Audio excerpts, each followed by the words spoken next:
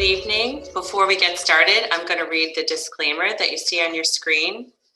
The PharmAssist virtual learning experience brought to you by Mandel's Clinical Pharmacy is intended only as an educational program for patients. Any clinic-specific information shared by the nurse is the opinion of the nurse and is not intended to replace the recommendations or requests of your healthcare professionals. All medications will be dispensed by Mandel's as written according to the prescription as written by the provider. Excuse me. Thank you guys, everyone, for tuning in to the PharmAssist virtual learning experience. This is an educational program created by Mandel's Clinical Pharmacy to bring you together with outstanding healthcare professionals right from the comfort of your own home. My name is Tony Newman. I'll be your host tonight. I've been a nurse for about 10 years, with the last 3 years in the fertility world. I'm from the New Orleans area, and I'm very excited to be part of this program with Mandel's. PharmAssist takes place every Monday at 7 p.m. Eastern. Tonight, we'll be providing a live medication instructional program on 3 common fertility products: Ovidrel, Progesterone In Oil, and Synera. This will include an interactive Q&A session throughout the program. Please join us on Zoom or Facebook Live, and we invite you to be part of this discussion by sharing your questions in either format. We encourage this to be interactive, so please don't be shy and ask away. Every week, we're joined by amazing healthcare professionals from across the nation that provide you with real-world experience, just as if you were sitting across from them at the clinic. Tonight, we are joined by Kaitlyn Endicott, Women's Health Nurse Practitioner. Thank you again for your time and interest this evening, and I'm going to go ahead and turn it over to Kaitlyn. Thanks, Tony. Hi, everyone. Thank you so much for joining tonight. As Tony said, my name is Kaitlyn. I'm an NP in the Northern Virginia area near DC. I hope that tonight's videos help you to understand and gain confidence with injections and administrations. Tonight we'll be discussing the 3 different medications: Ovidrel, Progesterone In Oil, and the Synera patch. After each video, we'll have time for a Q&A session, so type in any questions that come to mind while we're watching the videos and going through tonight's program. Please do keep in mind we can answer general questions about the products, but I'm unable to answer any specific questions, such as why you're on a certain dose of any given medication. We'll have to defer those back to your provider, as they'll be best to answer those for you. So with no further ado, I think we are ready to get started with our first medication, which is the Ovidrel trigger injection. So we are ready when you are, Tony.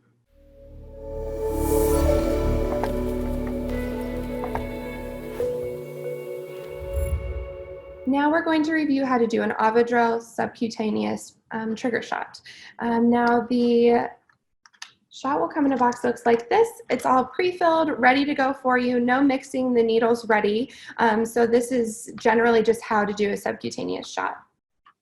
So you'll need your supplies. You'll need your injection, so you can see it here.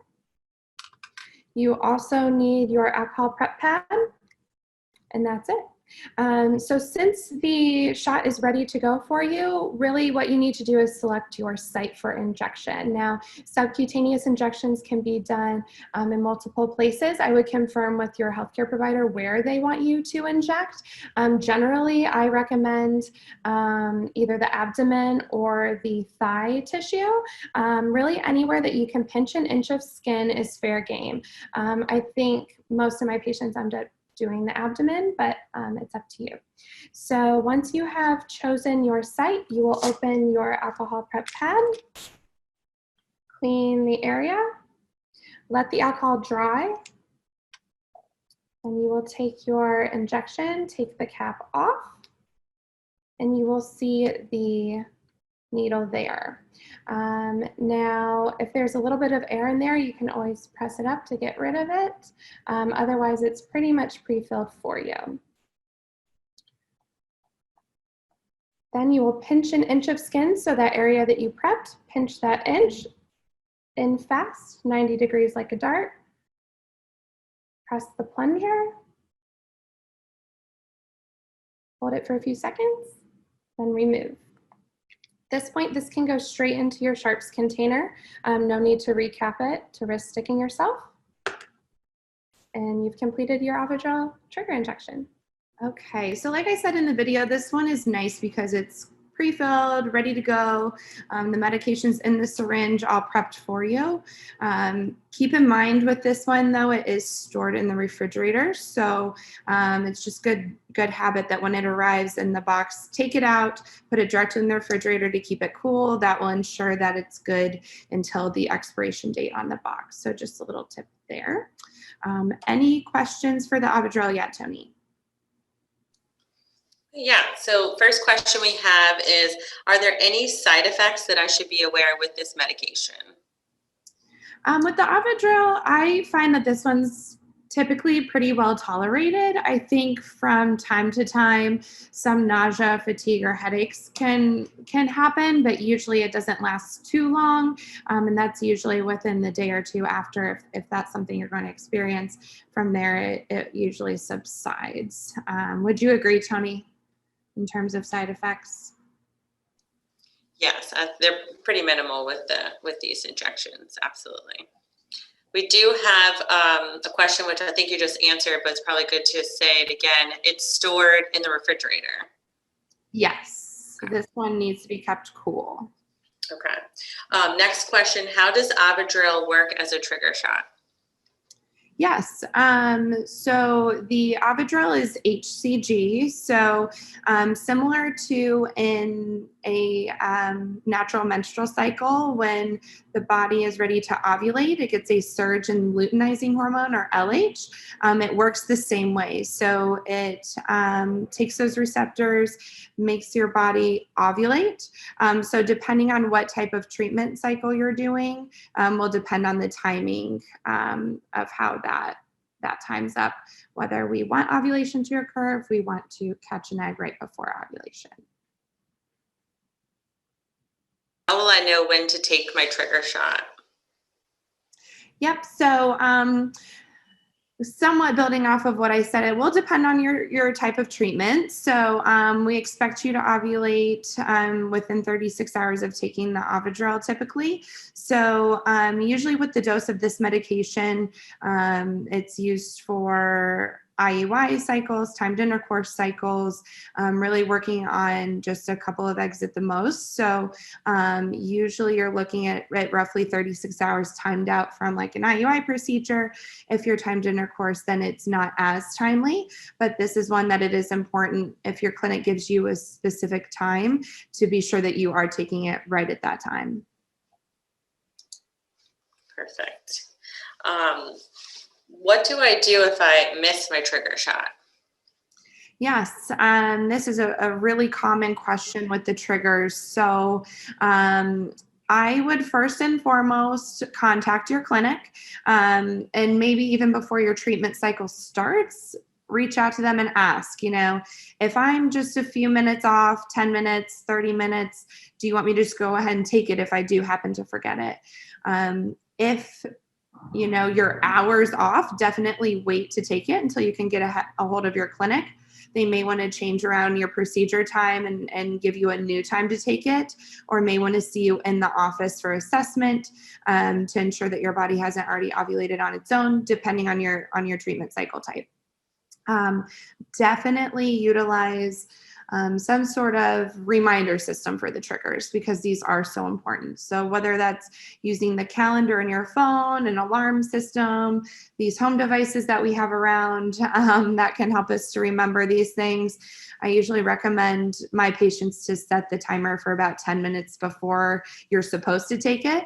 That way, if you're not right beside the injection, if you need to go grab it, that gives you plenty of time to get everything around and prepped, so that you're not rushing at the last minute to do the injection. Yes, I agree. We kind of teach the same, like set a timer about 15 minutes before, just so you're not nervous and you're not fumbling to get everything together.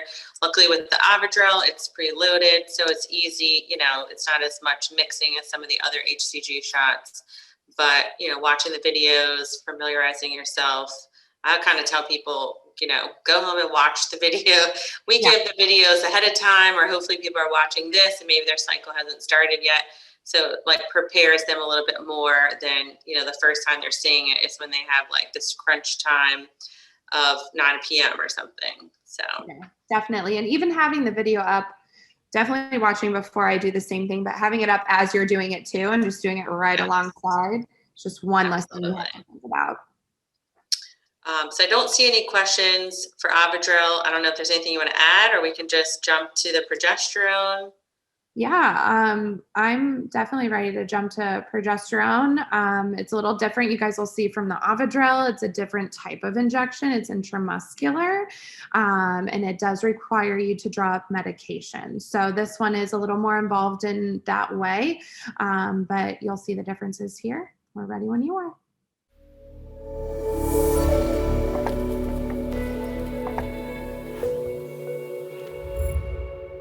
Now I'm going to show you how to do a progesterone in oil intramuscular injection. First, I recommend collecting all the supplies that you need to do the injection. So first and foremost, of course, you need your progesterone in oil medication. So collect that vial. Next, you will need a syringe and needle. Typically, it's a 3 ml syringe that's used. A lot of times they will come with needles attached onto them. For the sake of this video, my practice uses the 22 gauge needle to inject and an 18 gauge needle to mix. I recommend talking to your provider about what they prefer you do for your treatment. So here I have the 3 ml syringe with a 22 gauge 1.5 inch needle. So then I also have a 1 inch 18 gauge needle to mix. You will also need your alcohol prep pad. So at this point, go ahead and take the cap off of your progesterone in oil. It just snaps off here. You'll see the rubber stopper on top. Then open up your syringe that has the needle attached.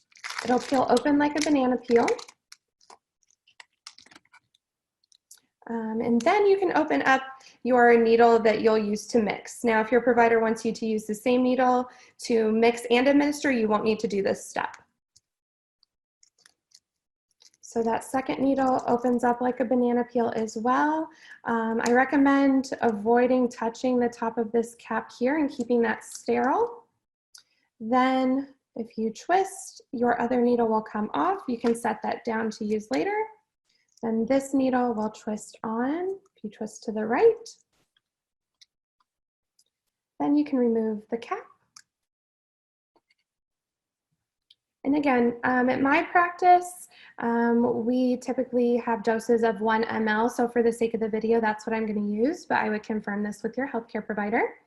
So I recommend drawing back to the number that you will use to administer. And what I mean by that is if I'm using 1 ml, I'm drawing back right now 1 ml of air. So you can see my plunger is right at that 1 ml mark. Then you will take your vial and the needle goes right into that rubber stopper.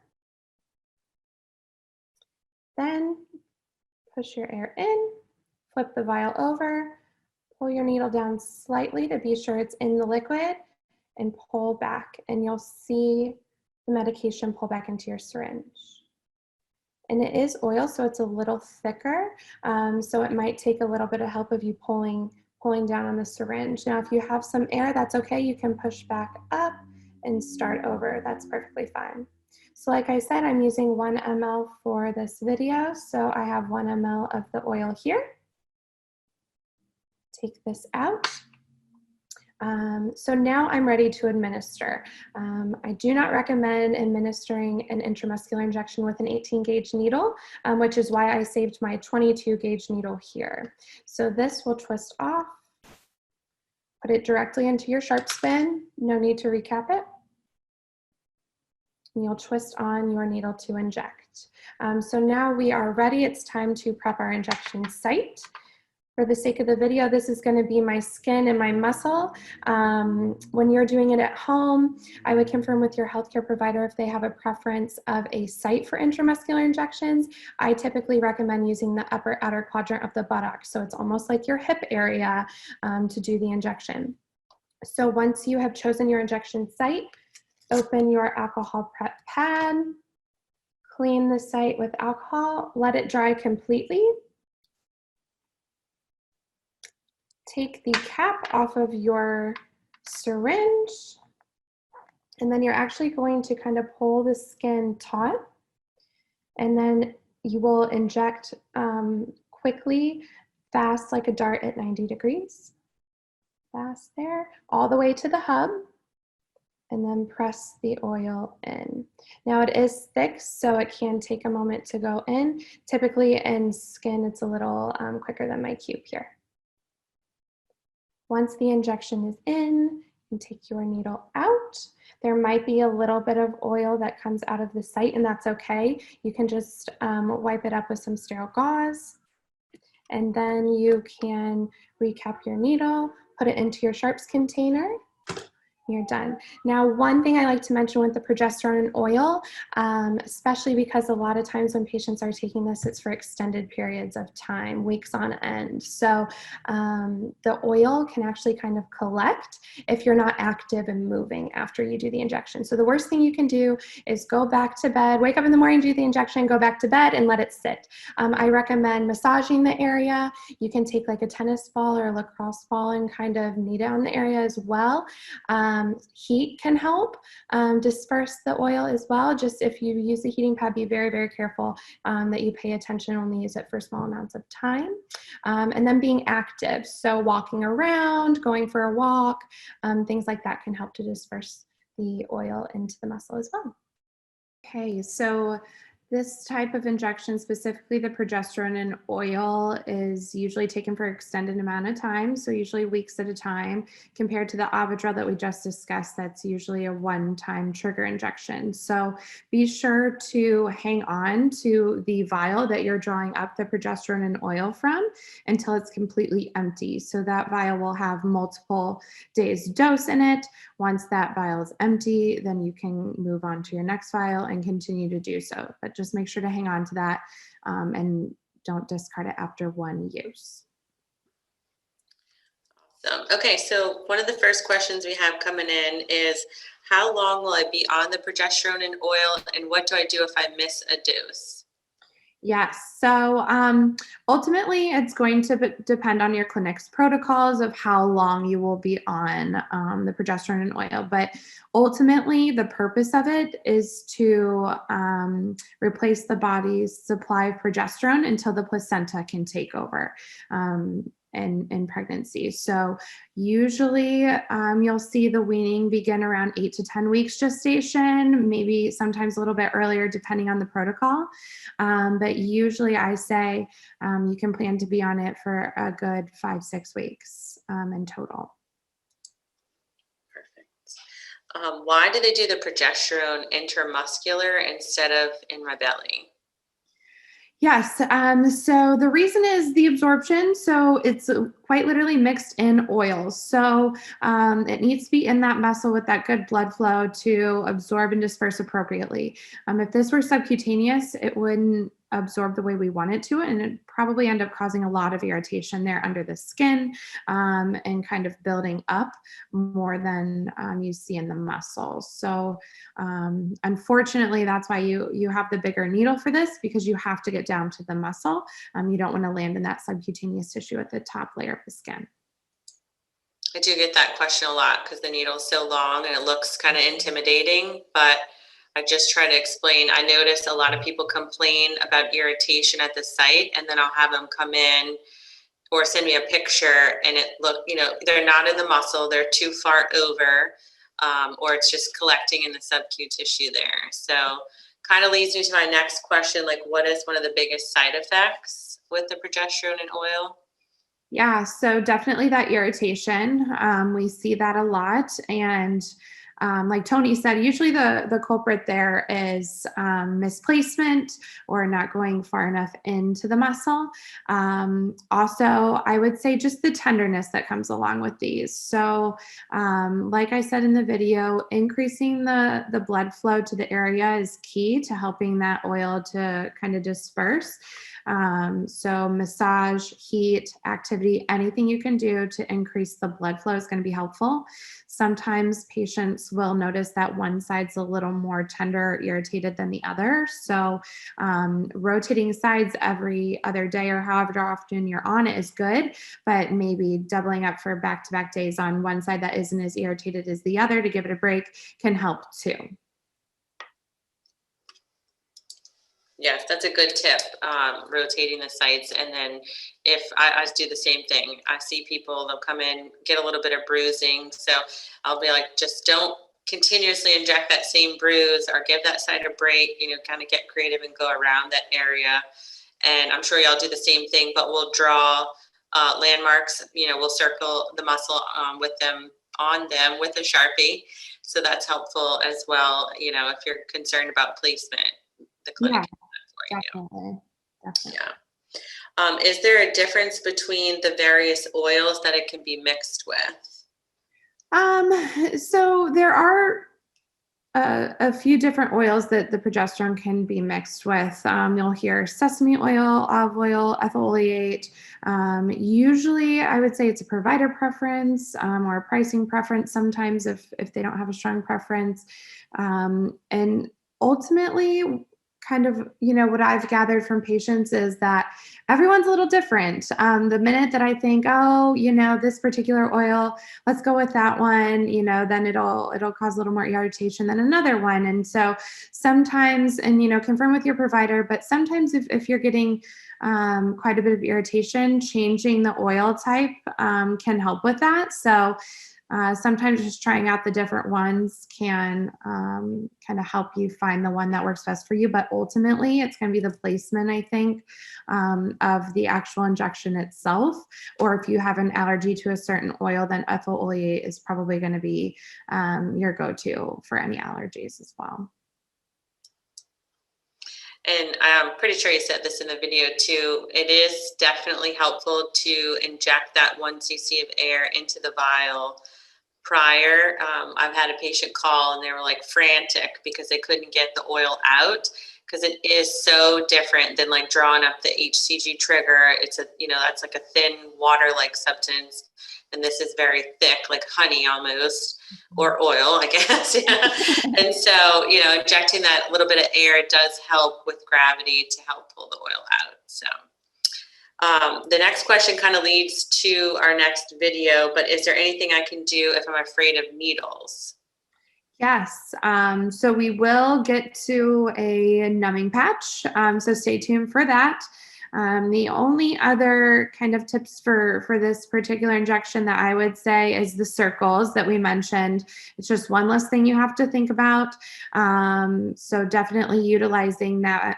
And then depending, so sometimes with the ethyl oleate, it's a little thinner, so you might be able to get away with a smaller gauge needle. Now it's still going to be, it won't be shorter in size. It's still going to be just as long. It's just the size of the pore. So I don't know if that would help, in terms of a fear of needles as much as you think it may, but it might be something that you could try. But sometimes with the 25 gauge needle, it can be difficult to draw up and administer. So depending on if you would rather it go quicker, if that's where your fear is, then I wouldn't mess around with a smaller gauge needle, but potentially an option there.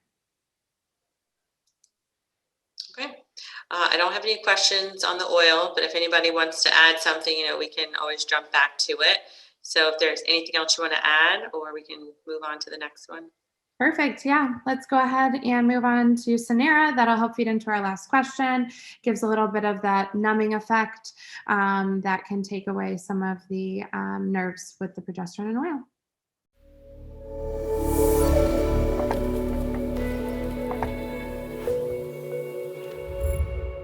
Now we will review how to use a Synera patch. The patches will likely come in packages such as this. So I recommend just gathering your supply there and deciding what site you want to use. Now, the patch does need to be applied directly to the site that you plan on doing an injection, and it does need to be applied about 20 to 30 minutes prior to your planned injection. You'll take your patch out of the packaging. This is the top of the patch, so when it's on, this will face outside, and then the sticky part is here, and there is a plastic film over it that you'll need to peel off. So it comes apart like this. And this does need to be applied to skin that is unopened and clean. So if you have residual tenderness or scabs, I wouldn't recommend putting this over that skin. I would find a fresh new site. And then after that, you just apply the patch to the skin. Make sure it's flush against the skin. You do want to make sure to not cover up this outside part where it has these little vented holes. That's how the patch begins to do its magic. So when it's on, it'll actually feel kind of warm, and that means it's just increasing that blood flow in order to kind of absorb the medication even quicker. Once you have it on for 20 to 30 minutes, you can peel the patch off. And then prep the site for your injection. And that's how you use the Synera patch. Okay, so that is definitely a great option to try if you have a fear of needles. Also, the heating mechanism of the patch, I've had some patients say that they think that that's helped with the oil dispersing through the muscle as well. So similar to a heating pad, they said that that can help too. So definitely an added benefit there in addition to the numbing that it gives you. All right, so the first question we have for the Synera, how do you dispose of the patch, or can it just go in the trash can? Yeah, so with the patch, I held up the packaging that it comes in. Once you're done with it, you can just stick it right on the actual package, because on the inside of that patch has the topical solution there. So that keeps it from coming in contact with anyone else or spreading throughout, your trash can or whatever it may be. You can also keep a collection of them to throw in a sharps container too when you're finished with them. Like just putting them right back on that packaging or inside that packaging is probably the best way. Keeps it from getting on your fingers too and getting any numbing sensation in your fingers.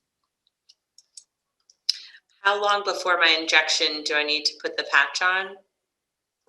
Yeah, so the Synera patch is recommended about 20 to 30 minutes before you're ready to do your injection. So especially if you're doing this for a trigger injection, you're going to want to take that into account. You don't want to delay a trigger shot because you're waiting on the Synera patch to take effect. You definitely want to set your alarm earlier, put the patch on, set another alarm as to when to take the patch off and actually do your injection. It's a good question.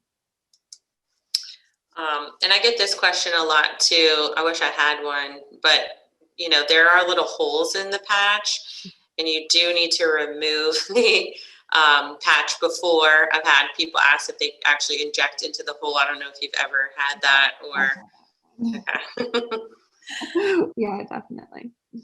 Is it possible to overdose with the Synera patch?